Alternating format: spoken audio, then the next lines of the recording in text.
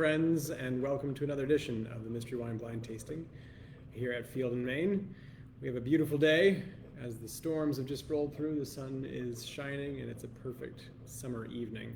Looks like we might have a perfect summer evening white to enjoy with it.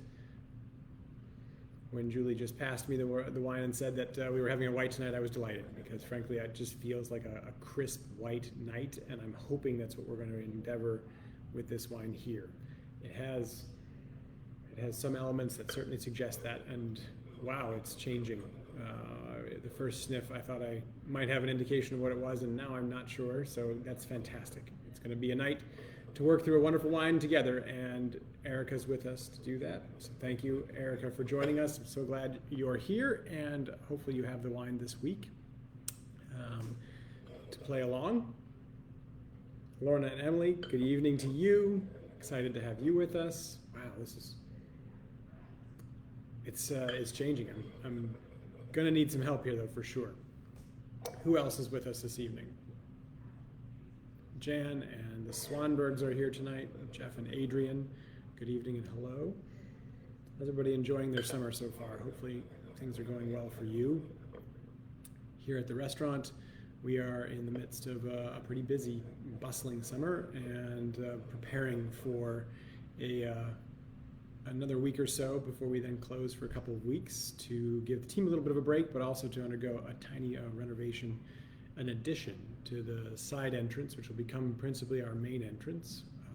I have deemed it the vestibule, and then replace some of the flooring in the kitchen and do a little bit of work to kind of upgrade some of the kitchen equipment and replace some of the older stuff that's there. Hard to believe, but September 1st, 2016 was our first day. So we are heading to our 5th anniversary, and in fact, that's the day we will reopen from our little closure. That will be the 2nd and 3rd and 4th weeks of August.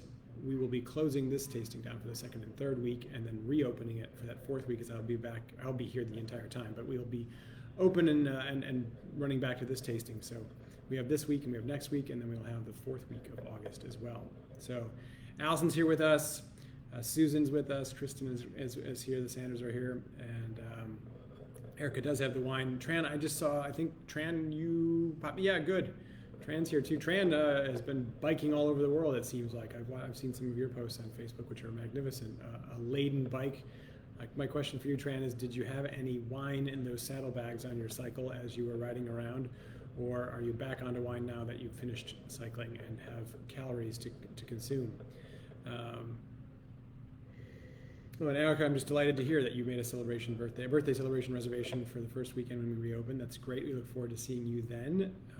Reservations are now available for September and October for the dinner shifts and for Saturday and Sunday lunch at the moment. Thank you, Jan, for the congratulations. Yeah, 5 years is one of those things. When I was back in culinary school, we were studying the culinary craft, of course, but a couple of the business courses that you take, the operations of restaurant courses. One of them centered on the idea that most restaurants fail within a year. A good number fail within the first year.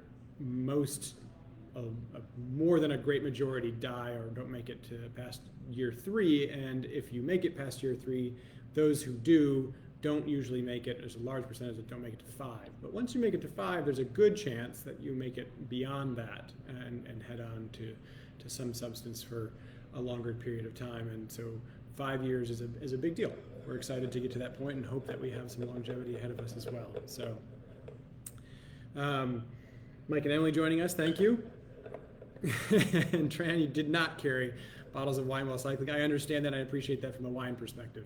Maybe an occasional spirit or a beer as you stop off at a stopping point. But yeah, carrying bottles of wine perhaps isn't the most efficient way to cycle long distance. But you're home now and you have wine, I hope, and enjoying this tasting with that.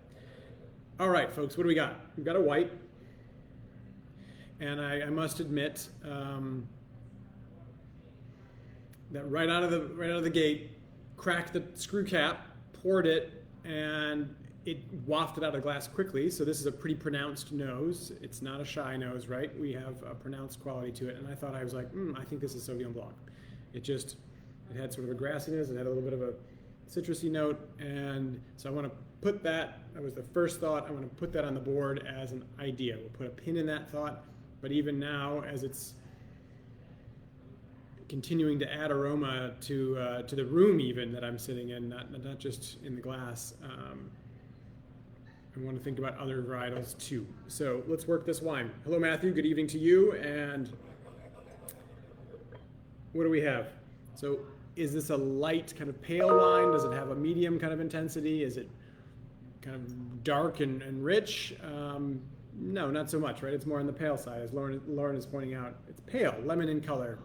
There's a little bit of a tropical note coming through for the Swanbergs, and Allison's thrown out Albarino, which is good. So tropical notes, Sauvignon Blanc, Albarino, we're in potentially kind of crisp white territory just by the first faint smell, the first initial wafts of the wine and the appearance. We can already start to build a profile. So Sauvignon Blanc, Albarino, there is a little bit of a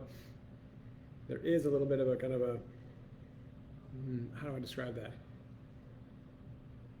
A waxiness, a muskiness that I think we should put Chenin Blanc in there just because of that. It has that sort of lemony color, very pale lemony from Candy, a yellowish element from Jan. Jan's also kind of interested in the Sauvignon Blanc idea. So again, we don't want to necessarily pigeonhole ourselves right out of the block, saying, hey, this is going to be the varietal. We're only looking to kind of prove that point, and you get stuck.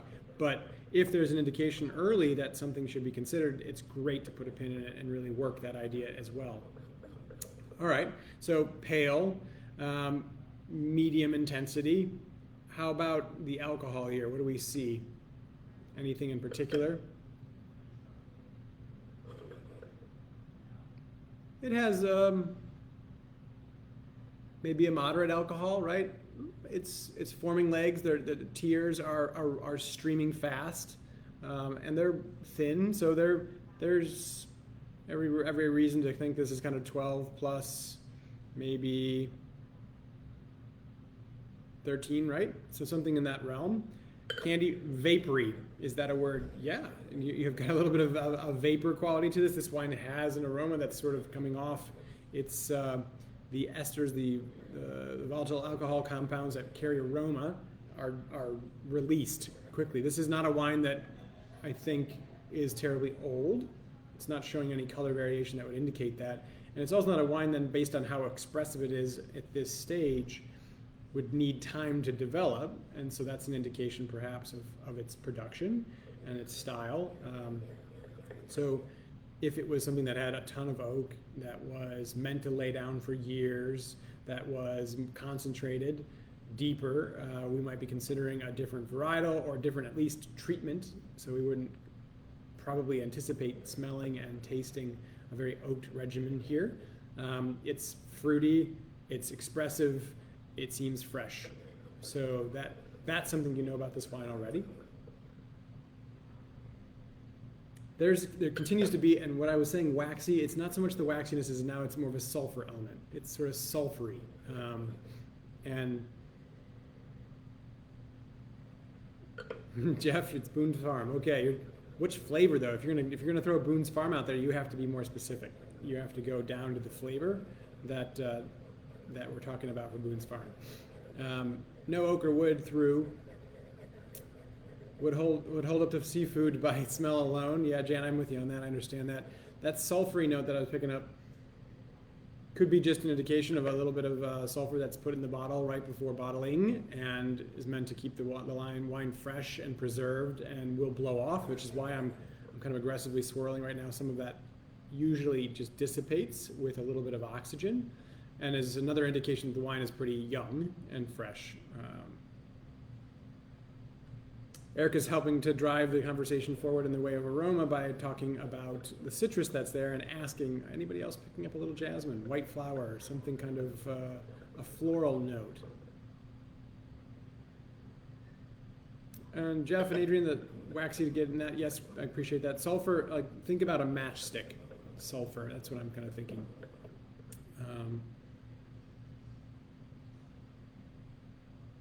a matchstick or a match just lit. That's sort of what I'm picking up and what I'm referring to when I'm saying sulfur. Not so much the sulfuric compound that you get sort of at a hot springs, the kind of that rotten egg element. Not that so much as more the a struck match.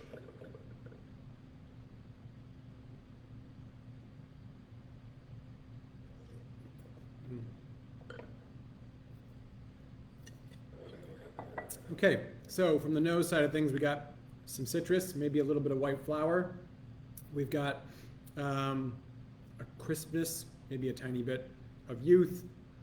That's mostly fruit. Any earth elements, anything wood element, and most of you are saying no to that already, but are we picking up anything that says necessarily that this has some kind of wood treatment? And I'm not picking up anything in particular. Someone just mentioned, Jan just said salinity, so kind of more of that salinity falling into a mineral element or an earthen element. Matthew's thrown out Riesling with a question mark. I think you could always consider Riesling, certainly with the earlier discussion about citrus and tropical notes, and then a little bit of the white flower quality. We can talk about some Riesling. So let's try this and see if we can kind of parse out a little bit whether or not what we've smelled and seen is tasted. Mike, before we taste it, Mike and Emily are asking about Sancerre. So certainly from a Sauvignon Blanc standpoint, Sancerre is an option. Sancerre being a place in the Loire Valley in France that is renowned for growing and producing some of the best Sauvignon Blanc on the planet. So let's touch base with this wine and see. Let's taste this wine.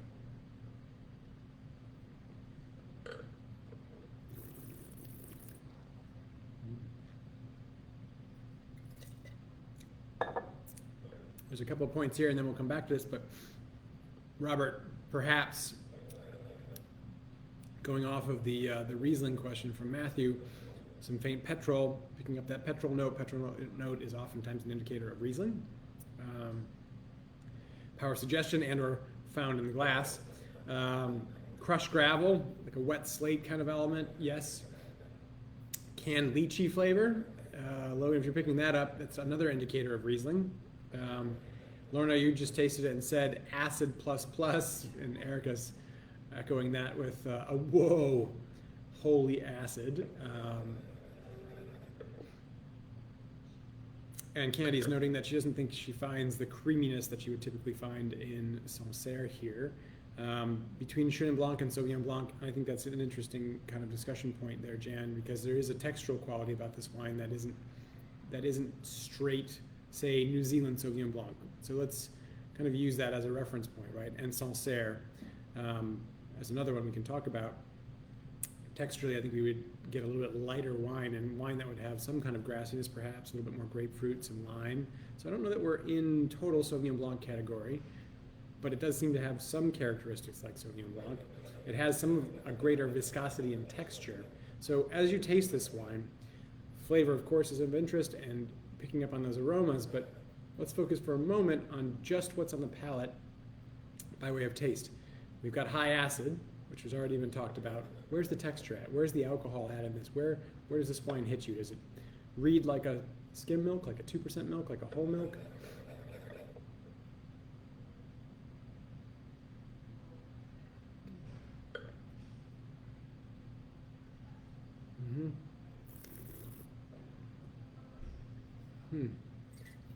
Wow. That's really neat.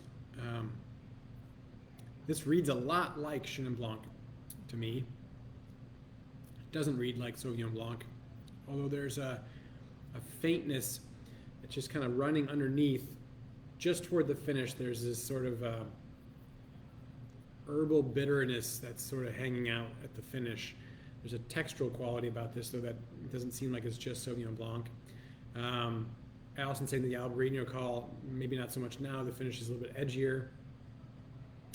Lauren is saying it's about 2% to whole milk, so it's on the richer end of the spectrum. It's not a light, crisp white wine, so most New Zealand Sauvignon Blanc would be in that camp, for example. So if we were just talking about prototypical Sauvignon Blanc, it could be neutral oak kind of aged Sancerre, for example, and give you some texture there.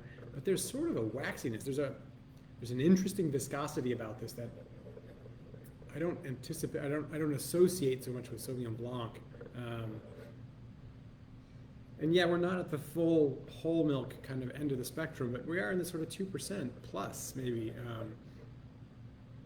A little something that's creamy per Erica's note. Yeah, there's not creamy in the way of flavor at all, but creamy in the way of how the wine sits. There's a viscosity to it. Let's talk a little bit about the alcohol. Do you get any burn? Because if you do, and we're talking about some viscosity, is this a little higher alcohol? And that's an indication sometimes that we're talking about Chenin Blanc. If it's lower in alcohol, you kind of got to rule out Chenin Blanc. It's usually a little bit higher, usually.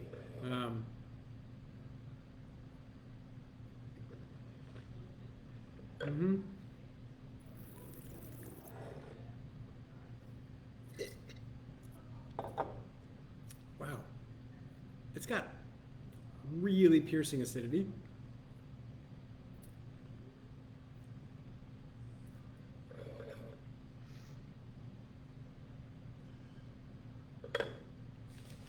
And that texture is just fascinating. Jan, I love it. Almond milk. It's a little bit less skim and 2% more into the almond milk category, which has some substance, and it doesn't usually have some kind of like carrageenan to give it that textural quality. And that's interesting, like that. It's almost got a gelatinous texture element in the sort of the from 50 to 75% of the taste, right? So the third quarter of the experience of tasting this, there's this expansive richness that sort of lingers through the finish, and then the acid kicks in and kind of cleans everything away. And you're left with almost no texture. There's a tiny bit sort of in the center of the palate, but it otherwise sort of stripped away, which makes you want another taste, and then it approaches again with a little bit of richness. I don't get much burn either, Erica, so it doesn't really indicate that we kind of be 13.5, 14. Could be wrong. And I like the idea, or we should at least certainly consider the idea of a blend. And is it a blend with Chenin Blanc, per Jan's note here? And should we be considering something like Sauvignon Blanc being part of this blend? Nicole, you're noting that you don't think that it is Sauvignon Blanc per se, and I think I agree with that, but what if we were talking about like a Bordeaux blend that was Sauvignon Blanc and Semillon? What about something like that? Semillon would give us some of that kind of viscosity and that waxiness and that richness. Anybody else getting kind of a ginger note? Spicy ginger note?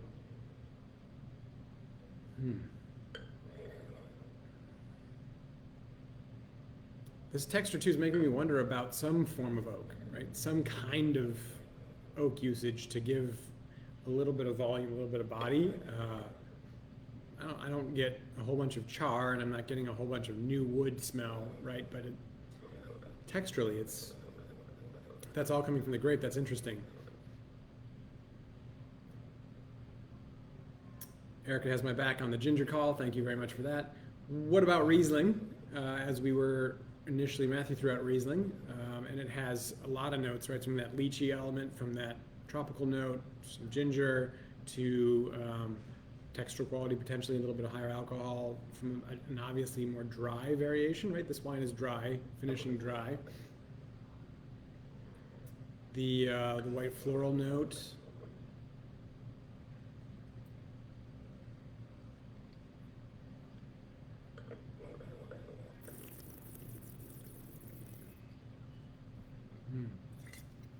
Chris, Shirley, welcome, and Courtney, hopefully behind. I think you guys are in Michigan, right? Hopefully enjoying yourselves up there in Traverse City or near that spot. Cheers to you guys. Chris, we're kind of thinking, the initial thoughts were about Sauvignon Blanc, Chris and Courtney, because of its aroma right out of the glass, right out of the bottle and into the glass, very expressive.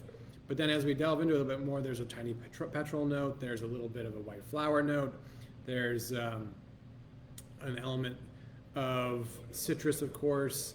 So there's some kind of Riesling notes, but there's also a little bit of an herbal note, and there's a gingery note now. Yeah, and there's quite a bit of texture here that leads most of us away from Sauvignon Blanc, and kind of, for recap purposes, makes us consider Chenin Blanc, and I threw out kind of maybe a Sauvignon Blanc Semillon type of blend. And Allison has prompted a question that I have been pondering since I opened it. I opened it, so it's not sitting in a decanter in front of me. It's actually the bottle itself. And that shaped bottle, probably not Sancerre, and probably, I mean, rarely would that be Riesling. So that's not fair for the wine. It's playing the bottle instead of playing the wine. But boy, there's certainly elements like that in this wine. The Viognier element, so some of that white flower element for sure. We might get some more kind of peach notes or apricot notes, honeyed notes, and we would have less acid, but that doesn't mean there couldn't be Viognier blended in with something else. A Viognier blend is of particular interest possibly here, so something to consider for sure, as Chris is pointing out, and thanks to Jan's comment there on a Viognier-ish. It has Viognier quality.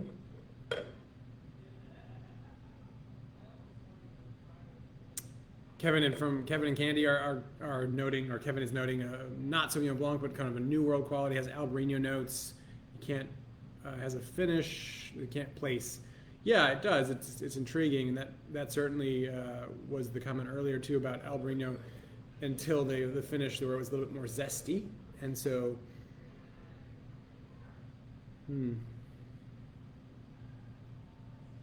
If it's a Viognier blend, and we're talking about then maybe Viognier and Grenache Blanc, maybe Marsanne, could be some Roussanne, although I don't get a lot of richness that way. It could be Claret. So if it's that sort of white Rhone blend, you could get texture. You'd get texture from that different variety of fruit. You'd get some of that aromatics from the Viognier perhaps. Maybe we're drinking sort of a Viognier blend, not necessarily from the Rhone, maybe from southern France. Maybe more Languedoc, kind of Mediterranean.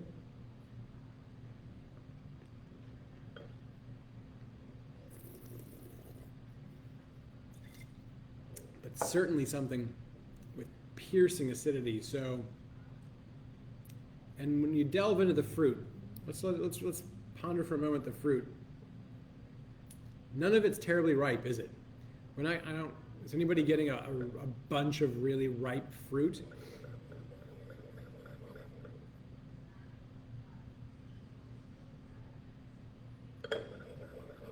Erica's not picking up or not feeling the vibe on the Viognier. I don't think it's single varietal Viognier in any way. Some of that floral note could be directed towards something like Viognier. I don't know that it presents a dominant element in this wine, so I would be remiss in saying that I think it's Viognier, but it might have a little Viognier for that. Matthew, you're getting a little off-dry quality?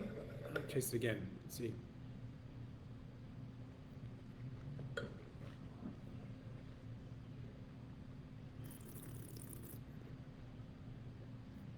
I'm getting, and you have to look for it carefully, because there's so much acidity in the finish to see if there really is any residual sugar.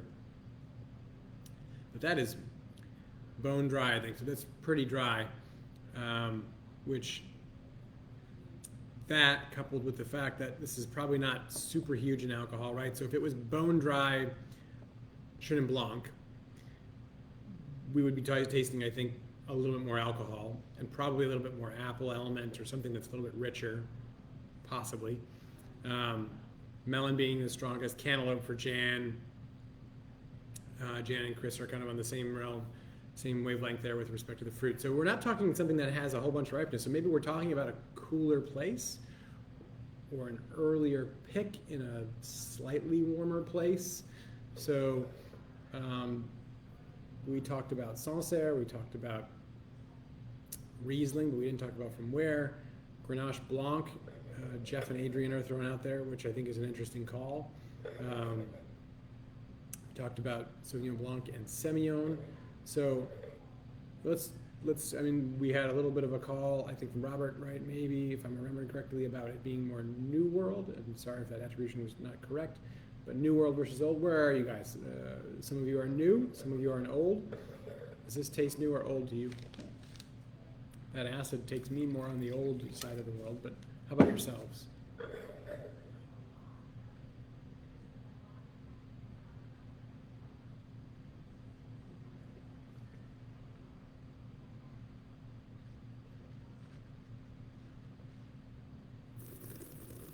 Mm.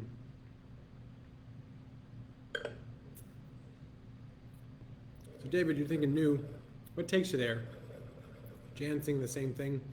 Everybody's sort of kind of popping into New World there. Okay. So where would you place this in New World then? Where is it taking you? If it's New World, you're looking for a relatively cool element, right? You've got this great acidity and not a lot of fruit to accompany it. Most of the New World would be characterized as having a little bit more warmth than the Old World, generally speaking. And that means you would have a little bit more ripeness showcased. Not necessarily 100% of the case. I mean, there's certainly places that you can make a cooler production. Chris has been drinking some Michigan wine this afternoon, so pretty much useless at this point. And in Michigan, you can get a bright, vibrant, high acid, beautiful wine.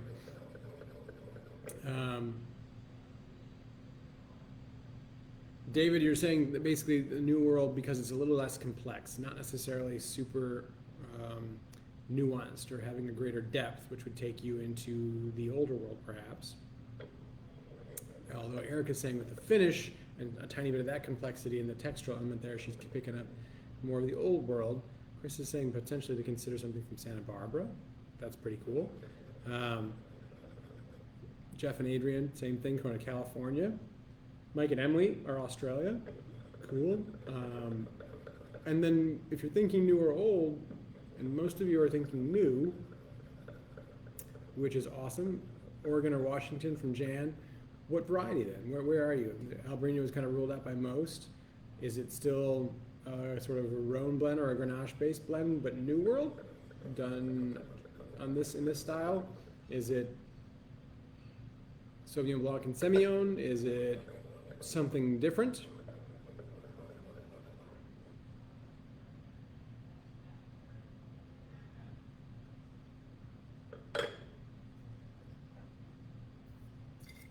Kevin, Chris, and Jeff are all in the New World camp, and New World in particular, California. That cantaloupe element's coming on pretty nicely now. It's like a just chilled cantaloupe sliced and it's sweating, and that the juices are coming out of that sliced cantaloupe.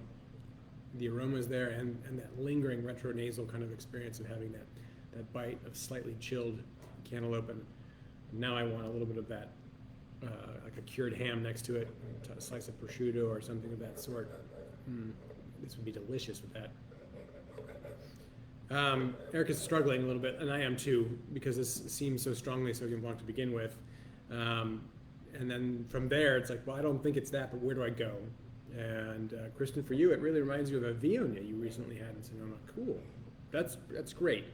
So the taste memory, the olfactory sense, and the power of our nose, in particular the olfactory sense, to link memories is something we don't get a chance to pay much attention to in our world because it's not part of our day-to-day, but it is absolutely part of what can be so enjoyable about tasting wine, and that reference point is cool.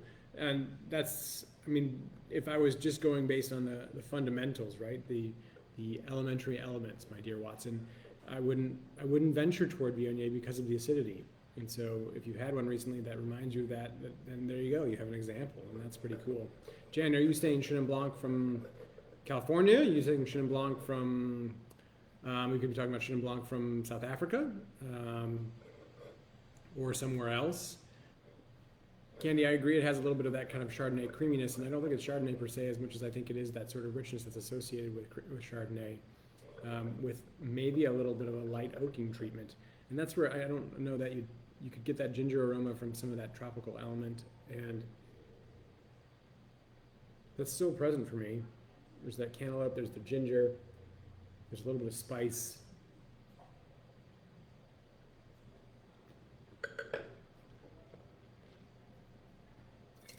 So for Jan, West Coast Chenin Blanc, And then for the Swanberg's a tough one. I agree. That acid, I mean, I usually have 2 glasses by this point, and I'm on my 3rd. Chris just joining us. Hello to you, sir. Chris Perriman. Albarino, yeah, a couple people put out Albarino and then walked away from it, or at least considering something else because of the finish. There's a waxiness here. There's a textural quality. There's a little bit of a weightiness at the finish that most are kind of comfortable walking away from Albarino. I'm not picking up the sort of pear apple element, the pear element that I might get from Albarino. It does have the citrus stuff. I don't know. Erica's thrown up Petit Manseng. Well, there you go. Yeah, I mean, it's something on the finish that reminds her of Petit Manseng, and the acid is there. That would be quite appropriate. And again, to recap, we're talking about a medium plus wine, an almond milk profiled wine, 2% greater, that has high acid. I think everybody agreed it's not medium plus, it's high acid. And high acid wines here, but with texture. So it's not lean only, but it is lean in the way of the fruit. It's not a super ripe fruit profile. Some cantaloupe, some melon, citrus, but nothing super ripe. But then there are some tropical notes, and more like ginger for me than it is sort of tropical fruit. So David's kind of circling back to Sauvignon Blanc.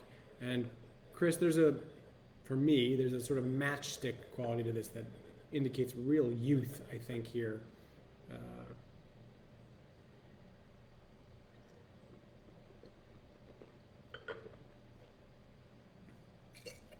I don't know. I should know more at this point, and I don't. And I can appreciate the New World call. Nicole said it could be Sauvignon Blanc, but didn't think so at first, but it might be. I don't know if I feel comfortable like in 100% Sauvignon Blanc category.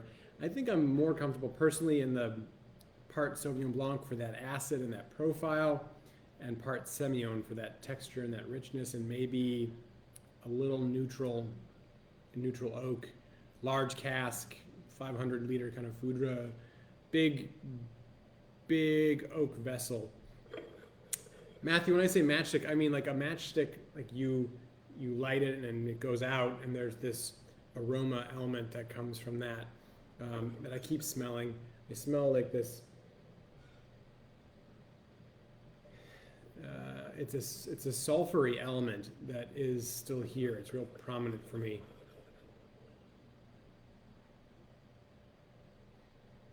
And I think that I'm trying to reconcile high acid, low fruit, and texture without a ton of alcohol.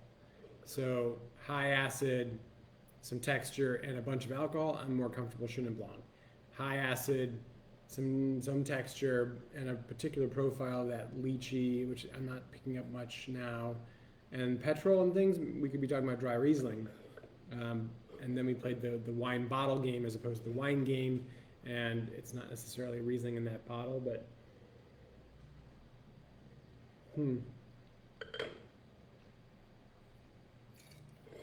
it's fascinating. It takes you all over, because it could be Washington State, Oregon, Bordeaux style white blend. Could be that from California, maybe. Maybe it's that blend from Australia. Maybe it is Entre deux Mers. I mean, it's something that comes from Bordeaux that has the Bordeaux characteristics, and that's kind of where I think I am. I think maybe we're talking about it's $25. So yeah, I'm talking about a white Bordeaux that comes from Entre deux Mers, where the two rivers meet. It's the space in between before you get to the confluence of the river Gironde that runs out to the Atlantic, and you have the right bank and the left bank right on the top and the left bank on the bottom. And you might get a little bit of this simplicity, because they don't make wines with terrible complexity, but you get that acid element. I don't know. So yeah, I mean, Chris, you're saying waxy white Bordeaux, and there's a little bit of white floral element on the initial part. But low pH wines should not show much sulfur. Um, Thank you for your technical expertise there. So would you get Chris Pearman, if you've got a little bit of a sulfuric nose, or at least I'm picking that up, and that could just be me and no one else is really picking that up, and you have high acid, a waxy texture, a little bit of floral notes, a tiny bit of ginger, some cantaloupe. Are you in Bordeaux or are you in the New World? Jan and Bobby, welcome. You made it, and you have the wine, I hope. Yep, Candy too is making a point of she doesn't necessarily taste a symphony, so she's not necessarily thinking about a blend, more about a single variety. And that's where I'm having a difficult time, is working with a relatively simple wine, as was noted, but high acid and texture. Where are we getting that without a particular varietal signature like Sauvignon Blanc? I'm not sure, unless I'm putting Semillon into that mix. So I'm thinking about a duet as opposed to a symphony. So Lorna's thrown out there, New Zealand French 2019 Chenin Blanc blend. Cool. Okay. Erica's thrown out Petit Manseng, which is great. So a dry Petit Manseng, I think we'd get more alcohol, but I could be wrong about that. I mean, you could have an example otherwise, and we would get a bit more tropical quality, although some of that ginger and elements, I don't know. I mean, that's not a bad call. The acid is certainly there, and it's high acid. What are you getting, you know? So, David, for you, there's a salinity coming out. Yeah, there's a sea spray for me too, an ocean sea spray element that's coming out as it warms up.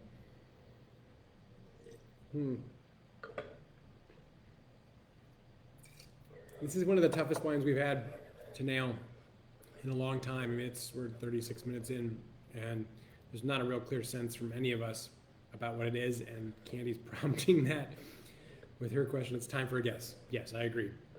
All right, I'm going to put this at 2019 Bordeaux Blanc, Entre de Mer, or some kind of basic Bordeaux Superior, just a Bordeaux white blend that has a large portion of Sauvignon Blanc and a dollop or two of Semillon, so 70-30, 80-20, something like that.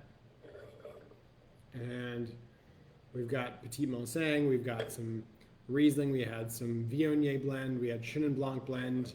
So we're all over the map. I think if anybody wants to, feel free here to throw out your final call so you get credit or not. Or you can just hide behind the anonymity of a late post and just enjoy what's in your glass. I will say that, while I can't place it specifically, and I'm not sure I'm 100% confident in my call, it's really enjoyable. It's a fun wine. It's a wine that I would want to drink all summer long, and could certainly happily go into the winter with some of that spice and things. But in context of a white wine that works for like your whole meal, you could have this as your first wine. Even if it's got some texture, you could crack this early, sip on it, eat through a meal of some melon and some prosciutto and some wonderful kind of hors d'oeuvre appetizer elements, and then you could have it play into a fresh entree that you could even grill fish and play with it, with this particular wine. So Chris is going Sauvignon Blanc, Viognier blend. Erica, you're saying Sauvignon Blanc. Did you look at it already? Oh, wow. So it's New World Sauvignon Blanc from Saint Ynez, so Central Coast, 100% Sauvignon Blanc, fermented exclusively in stainless steel, no oak whatsoever, creating a fresh, vibrant expression, intensely aromatic, 1,600 cases. So this is, wow. So Central Coast, California, Sauvignon Blanc. That's pretty neat. This is really tasty. And not, well, I shouldn't say, I was about to say not like totally Sauvignon Blanc-y, but at the same time, most of us, and myself very much included right off the bat, before I even pressed go live, my first thought was, this is Sauvignon Blanc. And then when you taste it, it's not presenting as many other Sauvignon Blancs from other places, but that's pretty cool to learn perhaps that, all right, well, Central Coast of California, Saint Ynez in particular, has an east-west profile, right? And so you get this cooling breeze that runs across the vineyards and keeps things cool at night. A diurnal fluctuation happens, so you get warm temperatures in the day, really warm, and cool nights, but you also get this breeze that keeps things relatively chill otherwise. So you get high acid, but you also get the warmth of the sun to get some ripeness. Very cool. Allison, yeah, I did. I went Sauvignon Blanc right off the bat, but not anywhere I could place. And so this is why it's so cool. It's a tasty California Sauvignon Blanc, and I've had other California Sauvignon Blancs from Sonoma, from Napa, and they're ripe. They're like too ripe, personally. They get into figs and they get into really tropical notes. Yeah, and it's not my favorite. So, Susan, you opened this wine a few weeks ago by mistake. Was that a kind of a third wine into the evening drunken pull where you're like, oh, let's just open it. Oops, I didn't mean to, but I opened that. Or was that just simply a mistake? You don't have to tell us. You don't have to tell us. But she's enjoyed listening to all of us struggle. I get you. So you had this wine, so you just kept quiet but listened, and we thank you for that. It's been a great wine. Yeah, it's you recapped it nicely, Jan. It smells with Sauvignon Blanc, but tastes with Chenin Blanc, and that's a great combo. I think we all walked away from Sauvignon Blanc at one point and kind of ventured back, and a few of you were kind of venturing back harder and with more commitment toward the finish. I think, Nicole, you were doing that too, right? But yeah, fascinating wine. Wow. But a wine I definitely want to drink and definitely want to enjoy it. Let's look for a second. It's 2019, so I got that part right, but that's about it. Where is the alcohol on this? 13.5, so an appropriate kind of moderate alcohol. Yeah, this is fantastic. Erica, thank you for that last note. I mean, we should have considered an Acertico high acid. It had a little bit of that sea spray, kind of briny salinity. Yeah, that's.